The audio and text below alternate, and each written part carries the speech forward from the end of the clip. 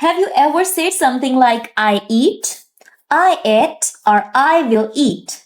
The action is almost the same, but the time changes. That's exactly what tenses help us understand. And instead of memorizing 12 confusing formulas, today we are going to look at English tenses as a simple timeline.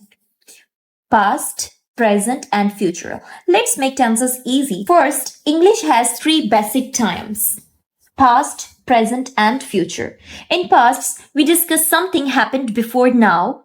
In present, something happens now or around now. In future, something will happen after now. For example, I played football, that's past. I play football, that's present. I will play football, that's future. Simple, right? But here is what it gets interesting. Each of these three tenses time periods has four different ways of describing an action. Simple tenses. We use the simple form mainly to talk about facts, habits, general truths, and completed actions depending on the time. In the simple present, we say that I play football. This can describe a habit or a regular action. In the simple past, we say I played football yesterday, and the action played in the past. In the simple future, we say I will play football tomorrow. The action is expected to happen in the future. So remember the first pattern. Simple means basic action, habit, fact, or event. But what if I don't just want to say that an action happens? What if I want to show that the action is in progress? That's where our next tense comes. That is the continuous tense. Continuous tenses show an action that is in progress. For example, I am studying. The action is happening now. That's present continuous tense. So let's talk about present continuous tense. An action that is happening now. For example, I am studying. The action saying that I am studying. That is the present continuous. Now look at this past. Past will say that I was studying. The action will be in progress at a particular time in the past.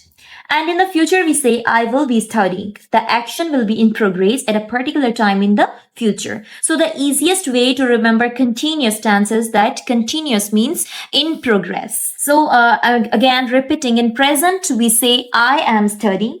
In past, we say, I was studying. And in the future continuous, I will say that I will be studying. Now let's move to the perfect tenses. This is where many students get confused, but don't think of perfect as meaning without mistakes.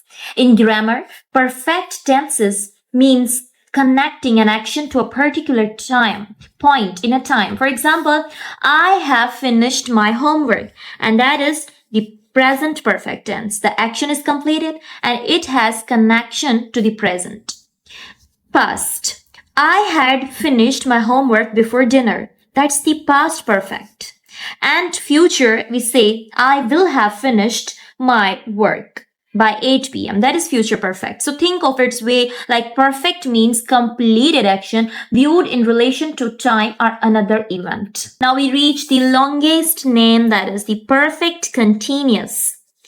Perfect plus continuous. So we focus on an action that has been continuing over a period of time. Present perfect continuous tense. I have been studying for 2 hours. The action started earlier and it is still in progress. In the past perfect continuous tense, for example, I had been studying for 2 hours before dinner. And that is the past perfect. In future perfect continuous tense, we say, I will have been studying for 2 hours by 8 p.m. So continuous focuses on an action in progress. Perfect continuous focuses on the duration of an action up to a certain time. Okay, now look at this timeline again. 3 times. Past, present, future. And 4 ways to connect. 4 ways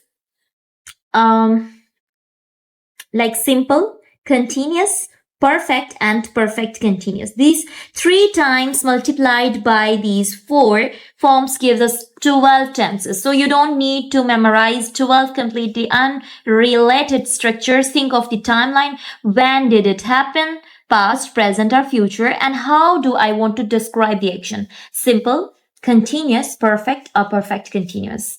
Now your challenge. Write one sentence in the comment using present continuous tense. For example, I'm learning English. If this timeline made tenses easier for you, subscribe for more simple English lessons. Thank you.